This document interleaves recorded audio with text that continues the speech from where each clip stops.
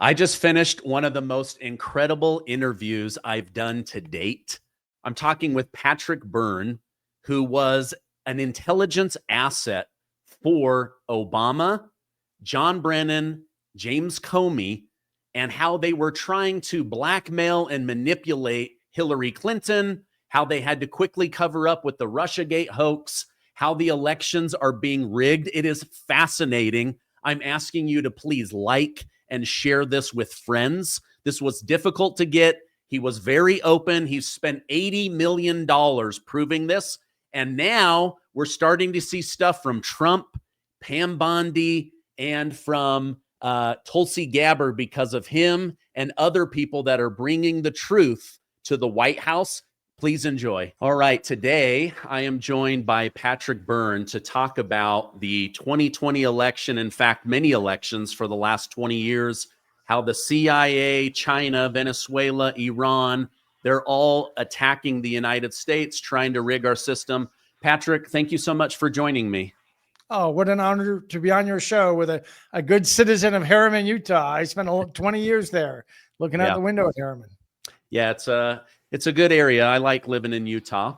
My audience will know this, but I recently reacted to an interview you did with Alex Jones where you laid out how you've spent close to $80 million tracking how the CIA, China, USAID, they've all been using our money against American citizens to rig elections. I want to just build on that and ask some questions and better understand things. But the first question I wanted to ask you was, from my past reading, you were one of the few people having these private meetings at the White House with President Trump about how his election was stolen. Many people went on to be sued. They got called in front of the J6 committee. They had their lives ruined. Why didn't they go after you? And what were you sharing with President Trump?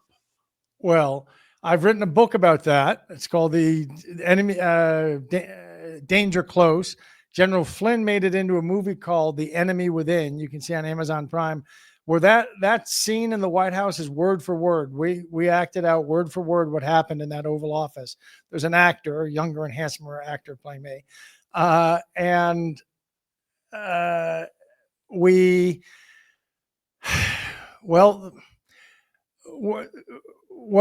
a lot of questions rolled into one. Why am I not touched? First, I have been sued. Dominion sued me. I think Coomer sued me. Some of the Smartmatic didn't, but the others did. I fought for the J6 committee to talk to me. They refused. I had to spend 50 grand in ads around Washington, D.C., taunting them, saying, look, I take all responsibility for J6. I'll come in under oath. I take all responsibility. You have me in. I'll tell you the story. It took shaming them for 18 months before they reluctantly agreed to meet me. And it's kind of funny when General Flynn, the hardest I've ever seen him laugh was the day after the January 6th committee started. Because if you remember the opening of that committee, there was at the opening, the Democrats each gave little 10-minute speeches and Liz Cheney gave a 10-minute speech. Actually, the Democratic chairwoman gave a 10-minute speech and Liz Cheney did. And in Liz Cheney's speech, when she gets to the end of the speech, she says, she reaches the crescendo of the insurrection. And she says, and on the night of December 18th, 2020, the Oval Office was penetrated by General Michael Flynn, the lawyer Sidney Powell, and somebody else. And it was funny. Mike Flynn came in the next morning laughing and saying, why is it? They were afraid to mention your name. Why is it? And I said, well, sir, I'm kind of kryptonite to the deep state. If you'll listen to me. And I sat down. It was the first time I sat and was debriefed on my whole history that he went and stewed on it a few months. And then he came back 3 months later, the day after the Durham report was delivered. He called me, said, Patrick, your Republic's hanging by a thread. We've got one chance. We got to go public with your story. And so that's how it turned into, I wrote a book, which he made into a movie, but they're afraid to mention my name. They're afraid to mention my name. I know all the secrets. I worked for Brennan, Comey, and Obama. I was Obama. I was never thought I was ever going to say this in my life. But I've been actually nudged that I should. So I was working for them out of Utah. There were years that Overstock felt like a cover job, frankly. And I was so active for them. And they had, by I think 2011, Obama elevated me to something called a national intelligence asset. So I was taking the real ace in the hole situations, and I know a lot of secrets I'm not supposed to know.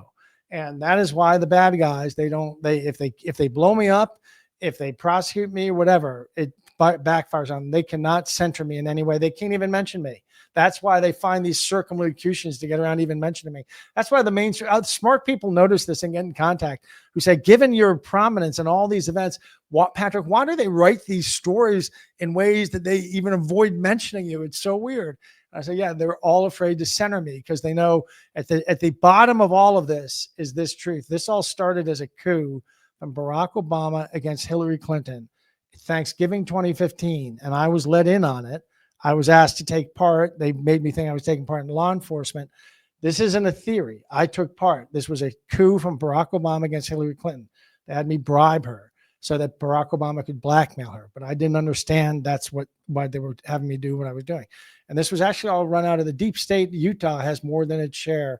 The Utah federal headquarters that's where the deep state moved when Trump first came into power. A whole bunch of them moved out to Utah.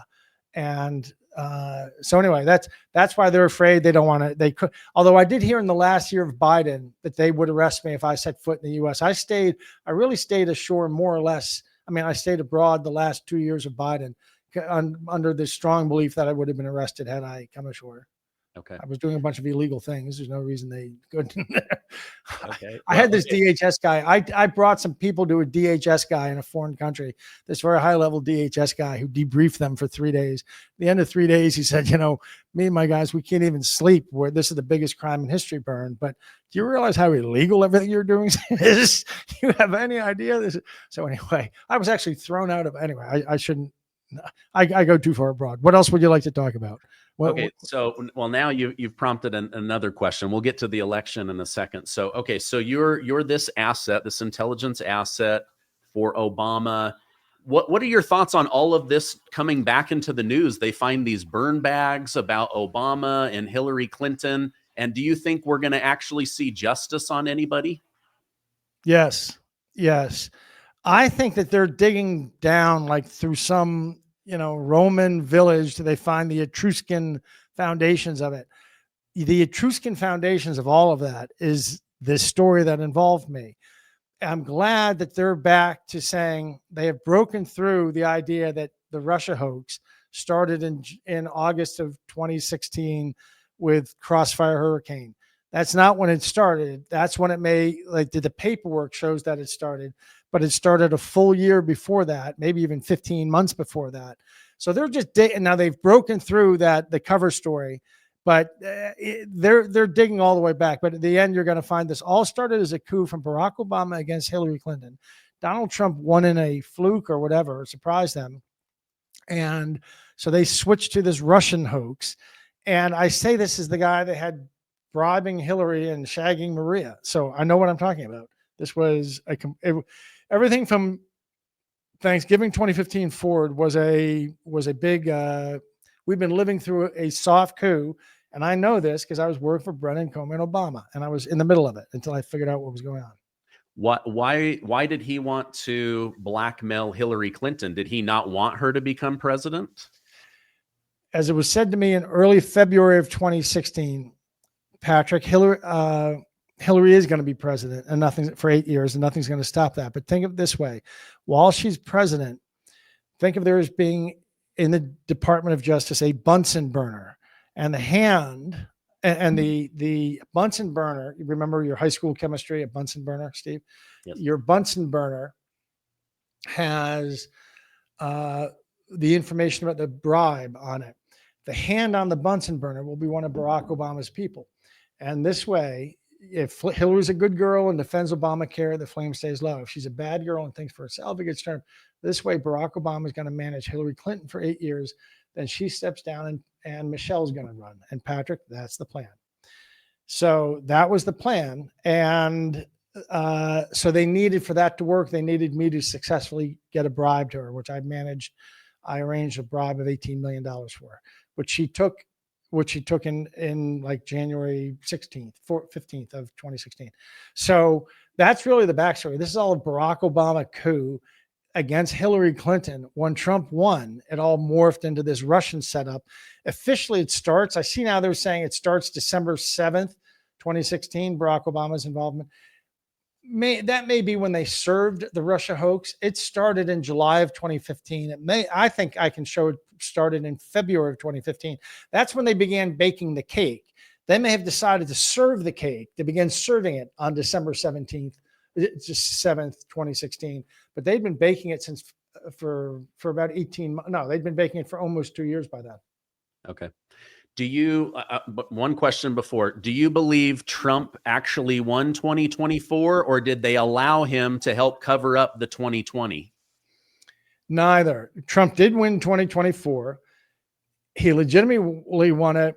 And and their mechanism, they were going to steal it again, and their mechanism of stealing got neutralized.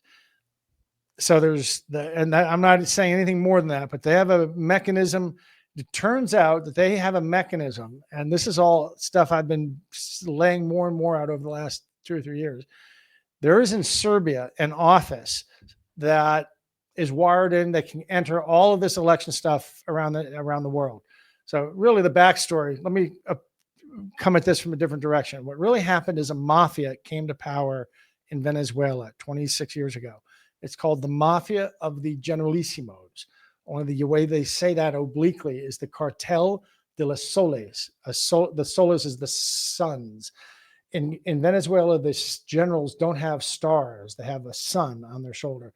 So the Cartel of the Suns, Cartel de los Soles, means the Mafia of the generals. They are the capos of the Mafia. The president, Hugo Chavez, was the head of the Mafia.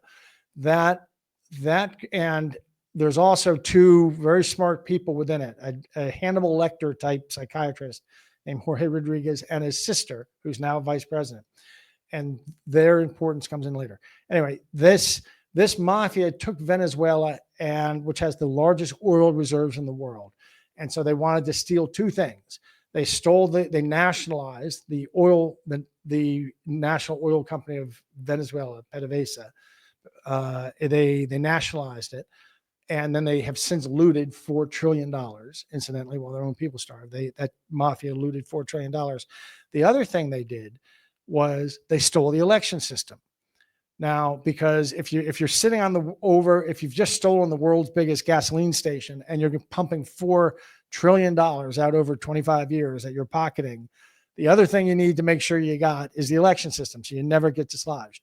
So they also stole the commission within government that runs Venezuelan elections. And this is a Fidel Castro clone. And he stole it, and they created an election system, a computerized election system. So the peasants of Venezuela would say, oh, computers, it must be fair and accurate. They don't know what a cyber vulnerability is. They computerized it, and they won all their elections from then on. They always win 51-49. They just win over and over, no matter what. Even though the polls show them down 80-20, they win 51-49. And they took that computerized election system, and they sent 3 Venezuelans to Boca Raton, Florida, where I happen to be at the moment, to Boca Raton, Florida, and they started a Delaware company called Smartmatic. They commercialized software developed by the Venezuelan mafia. And then that Smartmatic software, is fundamentally what's inside all the computerized election management systems, EMS, election management system. There's 3 major brands. I won't get you in trouble by naming them unless you want me to, but all those brands that that you've heard of them, the innards of their technology package is all Venezuelan. It's the Venezuelan mafia. And I can't wait till they're all going to be in prison before we get to court. They're all going to, I can't imagine, because I'm making all this public, that we've put together over the years.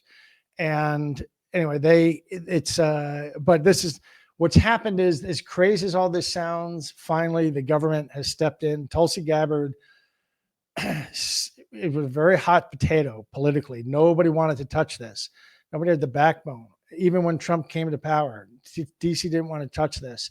Even Trump's people, Tulsi Gabbard had the backbone. She stepped up. In April, she formed a director's study group, and they have absorbed not just our stuff, but there's hundreds of citizens groups around the country who for 4 years have been digging up all these different pieces of the puzzle. And Tulsi's special group assembled all these pieces. So the real credit goes to the citizens around the country who, they found that, Tulsi has come in with the heavy earth moving equipment and the bulldozers and stuff, but it was these citizens all over the country who never gave up, who kept digging, who surfaced these clues and now they've confirmed. I think that they all understand the story I've just told you. I can't speak for them. Did you know a dangerous amount of microplastics are now being found in our water, food, bloodstream, even our brains? These tiny plastic particles, often invisible to the naked eye, carry toxic chemicals like BPA that disrupt hormones, damage DNA, and inflame our organs. They affect everything from metabolism to fertility, and have even been linked to cancer, neurological disorders, autoimmune disease, and developmental issues in children. The worst part, there's no way to avoid exposure. It's everywhere. But there is a way to fight back, and it starts in your gut. Your gut is your first line of defense. A healthy microbiome can bind to and break down microplastic toxins before they poison your cells. But if your own gut is compromised, those toxins sneak right through, wreaking havoc on your immune system, energy levels, digestion, skin, even your brain. That's why we're healing our guts through kimchi. Now, kimchi restores the gut flora in your gut. Because in a world full of plastic, your gut needs to be bulletproof. Today, you can get an exclusive offer by clicking on the link below, or you can use code Gardner to get 25% off your order. For an even better deal, call my friends at Brightcore right now to get up to 50% off your order and free shipping. This stuff is great. It's been awesome for my gut, my bowels, my digestion, bowel movements. It's been awesome. And why save 25% when you can save up to 50% and get free shipping? Again, give them a call at 888-908-4425. And I'm way away from that process, but General Flynn and I are close, and I know he's been on your show. I can tell you General Flynn came over to Europe. What happened was, as has happened before in my life, and I hope never again, whistleblowers started coming out of the woodwork, getting in touch with me, and from around the world who were part of stealing elections. And we eventually got a bunch of them together. And General Flynn came over and met with them last July. And they sat there and explained to him that they've been stealing elections for 20 years in 72 nations. And General Flynn was shocked. And the effort this time was neutralized. In 2024, it was neutralized. And that's the only reason Trump did not have, that's why there was not an F this time. See, it turns out at the end of the day, and I'll close this peroration on this note, at the end of the day, they have 15 different ways of cheating. They're really scholarly. They're like PhDs in poli-sci, these guys behind it. They look at every county in America, and they, based on its processes and laws and such, they pick from the first 14 ways of stealing. It's like A through N, I guess that would be, right? For your county, they're going to look, they say, well, based on the procedures and practices, they're going to choose B, D, and K. But at the end of the day, so I'm sitting at the end of the day, if they want CD-ROM to beat iPhone, they got these 14 different ways in your county of cheating. They get it as close as possible. Hopefully they in their eyes, they win through these on the ground ways that you've been hearing about the last 4 years. But at the end of the day, they have a 15th way, and that is Serbia. There is an office in Belgrade, Serbia, who turns out this was all architected around 20 years ago. Every election in the world is really being decided in Belgrade, Serbia on Huawei computers. And they decide if the candidate they wanted to win has pulled close at 7:01 and the precinct shuts down, but she hasn't won, they come on through a secret system into the back of the computers, which has a way they can do this, and they force whatever they need to force so that person wins.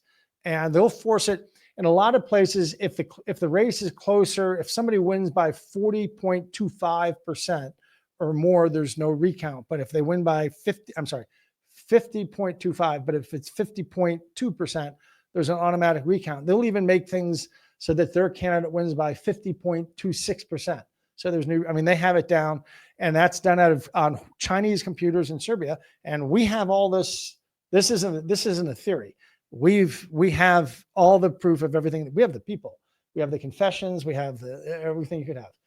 And if you want, we can then go to the last most mind-blowing aspect of who's really behind this. But if you want me to stop there. Yeah, no, I just, I've become friends with Jovan Hutton Pulitzer, who has also been tracking all this. I asked him, you know, what question should I ask Patrick Byrne? And he said, ask him about Serbia. That was that was what he texted over to me. So, okay, let me pull up you're talking about the DOGE.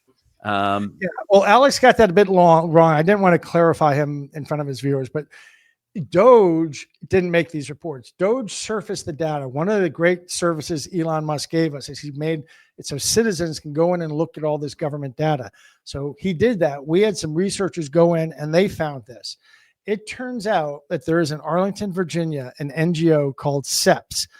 There you see in the center, CEPPS. Stands for the Center. I should look this up or know it. It's the Center for Election Progress and Political Systems or something like that.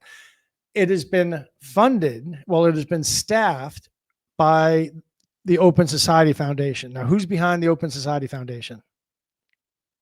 Does that name anything to you? That's George Soros. That's George Soros. Okay. That's George Soros. And it has been funded since July 2009 to the tune of billions of dollars by USAID. And we've also learned in the last 4 months, who was USAID a front for? For me, the Democrat Party overtaking the border. The CIA. It's all, it's a front for the CIA. It's so the billions from the CIA have gone into CEPS. The managers, the board of from George Soros, and their mission has been to help the world modernize their elections by installing Smartmatic equipment and Dominion, but primarily Smartmatic. And if we go to the next slide, you'll see on the right there are 26 nations that they have installed Smartmatic. We're spending billions of dollars. And every one of those nations, it's from the Philippines to Estonia to, Finland to Zambia, it's all over the world. Everywhere they install these machines, nations have lurched left ever since. And this is, but there's always, so this is John Brennan and Barack Obama 6 months after they came into office. Once they learned, we don't know if that's when they learned about this. It looks like some CIA analysts stumbled over this Venezuelan system maybe a year or two earlier and reported it. But instead of doing the right thing, the CIA, John Brennan, made a deal with Venezuela and got this technology installed 26 nations and then flipped them left. Now there's another 46. There's a total of 72 nations. And I was with, as a General Flynn, when these people said directly to him, sir, we've been manipulating elections for 20 years in 72 nations. This is how the West looks like it's running off a cliff. The politicians doing this have not actually won free elections. Everything from all over Europe, these politicians who are, dropping the borders and letting 20 million people show up who hate Europe, things like that. That's all being done by politicians who are not actually winning elections. And and they've been working from the ground up for 20 years in our country, school boards, sheriffs, prosecutors, flipping everything against the Constitution, against the rule of law. They got to congressmen, senators, they got to the White House in 2020. But we got the institutions held and the citizens held more than the institutions held. The institutions really didn't do bubkiss, but the citizens held together for 4 years, and things got neutralized in 2024. It's the only reason we got through this. Okay. Let me just use Pennsylvania as an example, because you said Trump didn't get effed. What I think you're referring to is Biden is going up or Trump's going up, and then suddenly there's this huge, and it looks like an F, right? So using Pennsylvania, for example, we go to bed, Trump's up hundreds of thousands of votes. We wake up the next day, he's lost to Biden. How is that possible? Even Pam Bondi during her confirmation hearing said, I'm not going to say the election wasn't stolen, because I haven't looked into it. But there's things in Pennsylvania, for example, that are very concerning to me. Yes. Well, we know exactly how they do it. How they do it. So believe it or not, when you go in and vote, I'm sorry, if you mail your ballot in, your ballot comes in and it gets fed into just a scanner. It's just an optical scanner like you have in any office. Now they dress it all up like it's this special ballot counting machine. It's a scanner, and it takes a digital image of your photograph, a digital image of your ballot. And then from then on, your piece of paper gets put away. That digital image becomes your ballot. And so now so what they actually do is at 7:01, they come in to the machine through a back door. And well, what's actually happening is they take every 100 digital ballots. Once they have 100 digital ballots in that scanner, a program counts them, creates a scorecard that kind of shows the results, how many votes did each candidate get. Then it compresses and seals that whole package up, and it transmits it to the county server.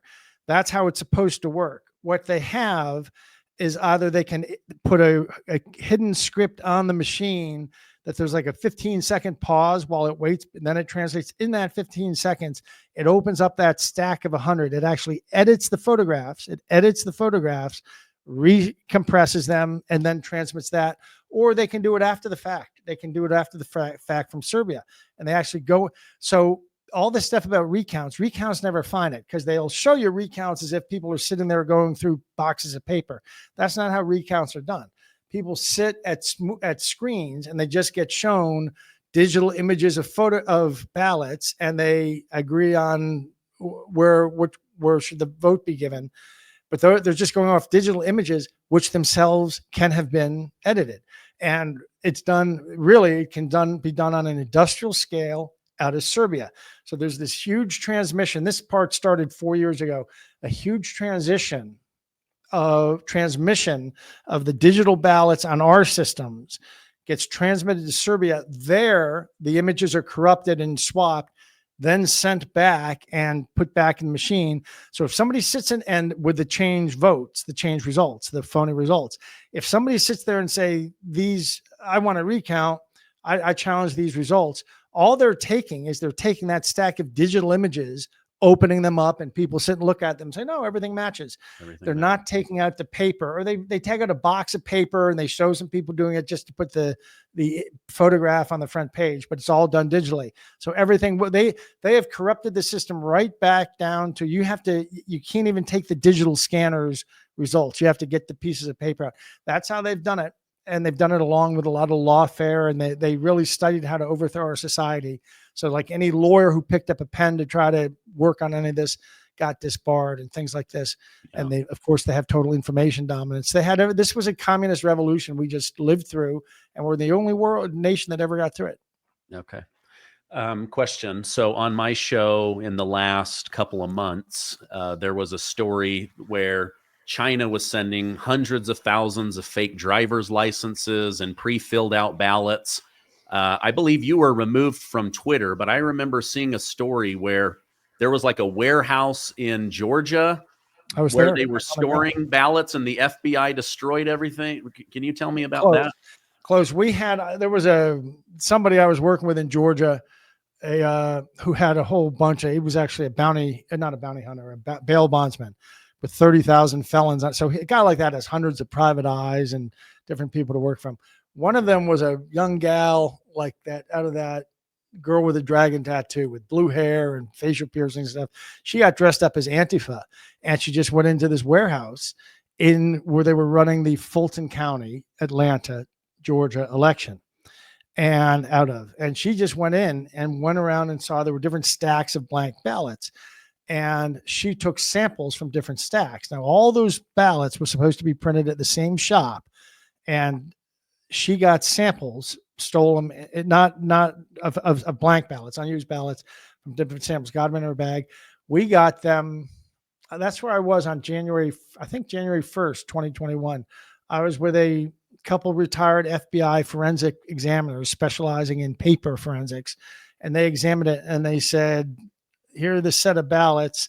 I forget the numbers, but this subset all come from the same batch and are, we can't tell you what's legitimate, not legitimate, but these 7 ballots were printed in the same print shop. These 2 ballots you brought us, they were printed somewhere else. They did not. Now, that should not be the case if these were all legitimate. In addition, this may have been, word started leaking out about this about December 28th, 29th. There's a voicemail that I've put up online of a Dominion executive calls a paper shredding company in town and says, send a truck over. We've got 3,000 pounds for you to pick up. And he gives his credit card. And that group comes over and they pick the stuff up in their truck. And it's one of these trucks that shreds. And the stuff is being shredded.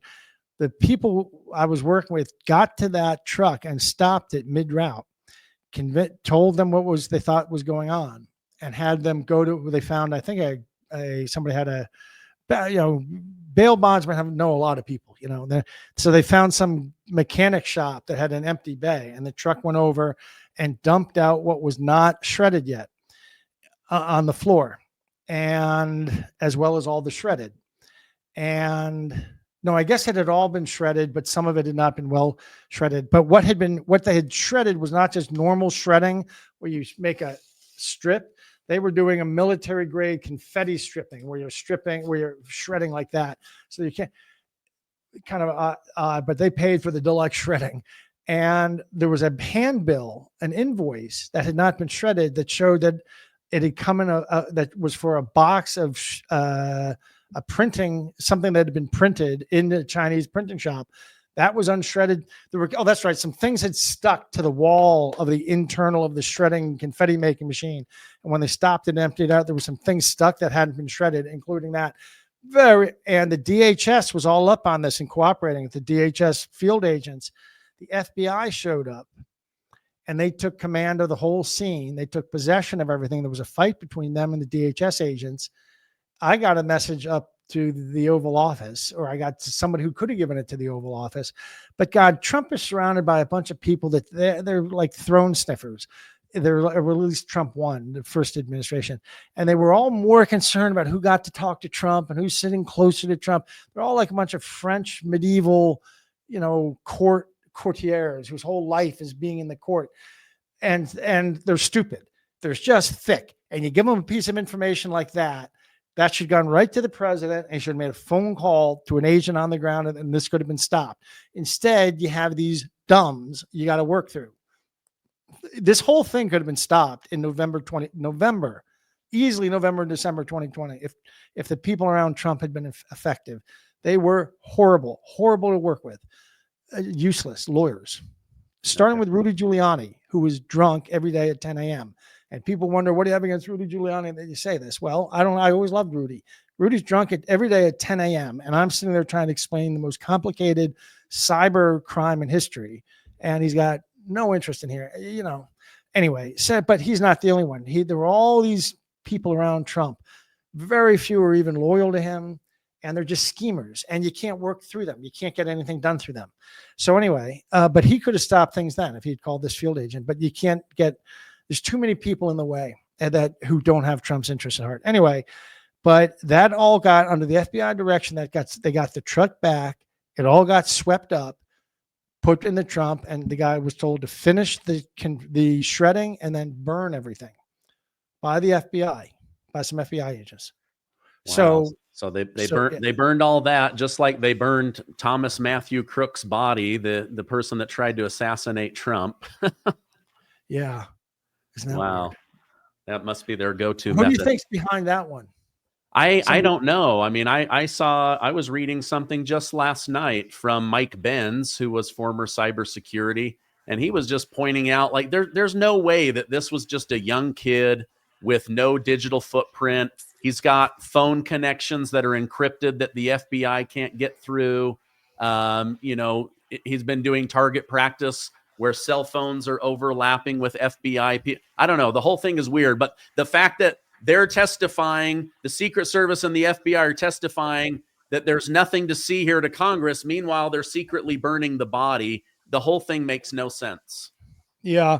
Well, the most interesting aspect of that is there was a cell phone on the water tower, and somebody tracked afterwards that cell phone seems to have gotten on like a zip wire and gotten into the wood. Somebody got on a zip wire off the cell phone tower, probably shot the kid. I'm not sure the kid actually ever got any rounds off. Shot the kid, zip lines out, was picked up by a SUV and taken away. And that SUV is owned by the Department of Agriculture. And whoever was up on that water tower, his phone has been in the FBI field office in Pittsburgh a bunch of times, like 100 times. So yeah, that was an inside job. There may have been routed through Iran or something, but I think there were insiders. I think there were domestic elements. I think it's the same people we're fighting from the beginning. I think it's this is a Bolshevik revolution, and that was probably Brennan. Okay. Brennan or Obama, not Comey, but Brennan or Obama. Okay. Or George. Yeah.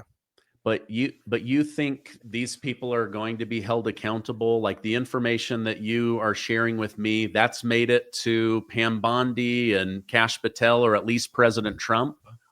Made it to Tulsi Gabbard. Okay. And she put together this very serious group that started hoovering back in April. Everything from all these wonderful citizens groups, as well as the different bad guys that had sort of gotten in touch with us and had all kinds of things to share. Everything got shared. And thank God, I can tell you that January, February, March, Uncle Sam, Trump was blocked. Trump did the right things. Trump gives the right orders, but you can't believe how the deep state thwarted him. He signed something, this has to be done immediately. And the deep state said, they accept the order, but then they block funding. They delay repositioning, allowing someone to reposition from here to here by 6 weeks. They stop any money moving in. They blocked him forever until Tulsi Gabbard finally stepped up. Nobody wanted, this was a very radioactive, not just a hot potato, a radioactive hot potato.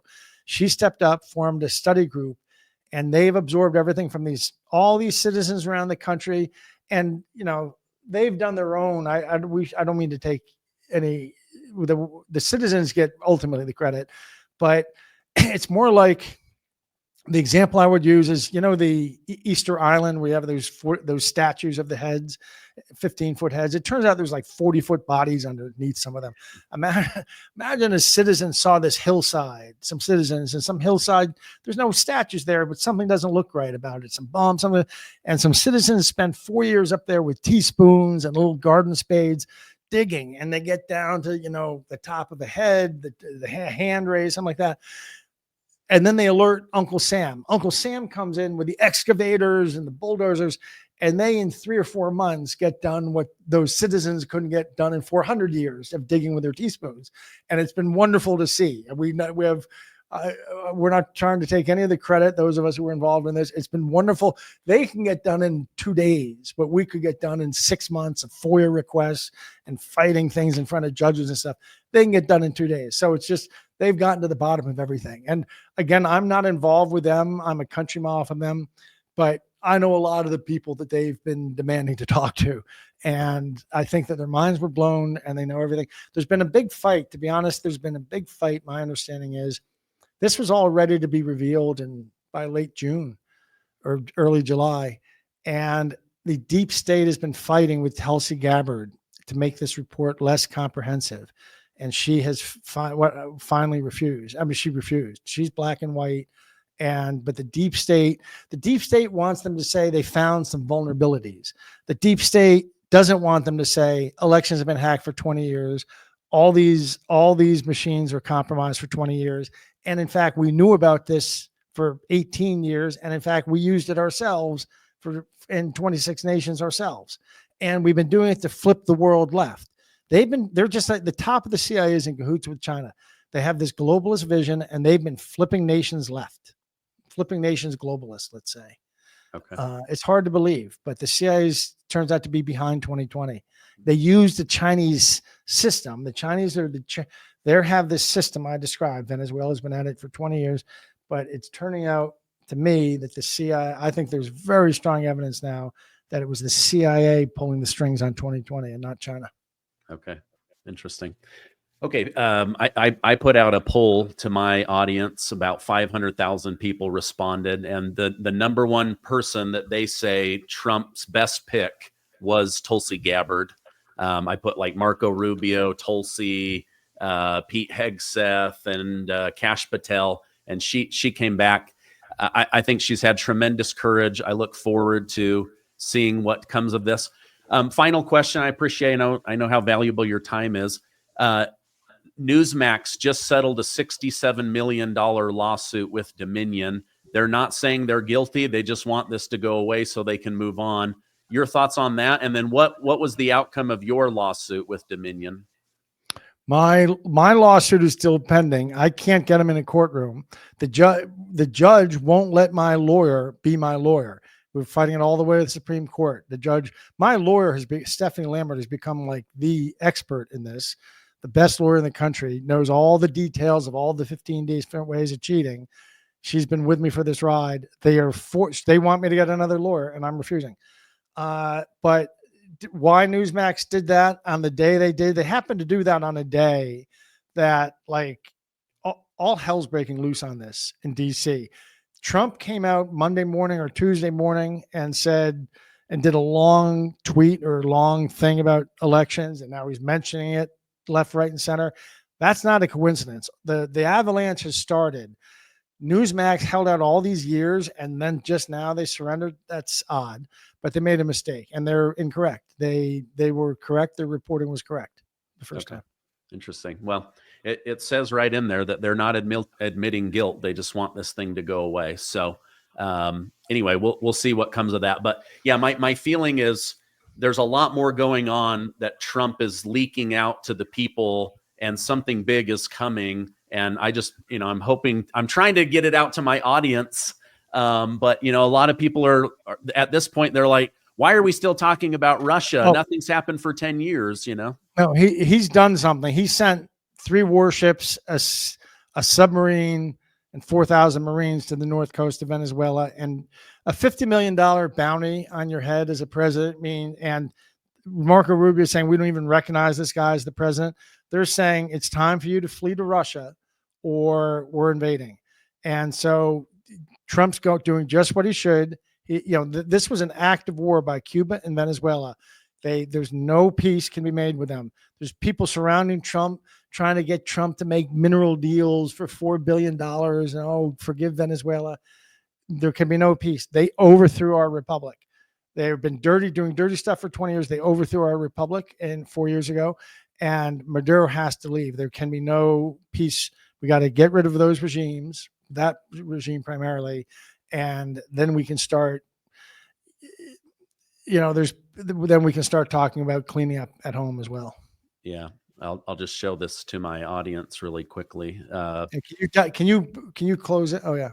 Yeah, there we go. So this is just basically saying that Trump has sent 4,000 military, multiple warships to patrol the sea north of Venezuela. Venezuela says we're going to go to war. They're deploying. There's now a $50 million bounty on his head. So there's a lot in motion right now. Yeah. And Venezuela can't make war. We could defeat Venezuela with the Salt Lake police force. Venezuela has a military. I've been there. It's entirely geared for suppressing the people. This is the military. There are groups of 2x2 female soldiers or national National Guard who stand on every bridge. And they look, first of all, the military is only in the business of military and police only protect government installations. Your citizens are on your own. The women in groups stand on a bridge and they eye. And if any group of 3 people or more than 3 people get together, that's illegal. And they make a radio call. Wow. And somewhere this bus of 24 male goons shows up and beats people up or arrests them or something if they start to form any group. That's the military. They can't stand up. They're not geared to actually fight a real war. They can't fight our National Guard. They're not a serious military. It's a bunch of goons set up to just run a police state over the people. So they can easily be, they're nothing. They won't last an hour. Okay. If we decide to go to war.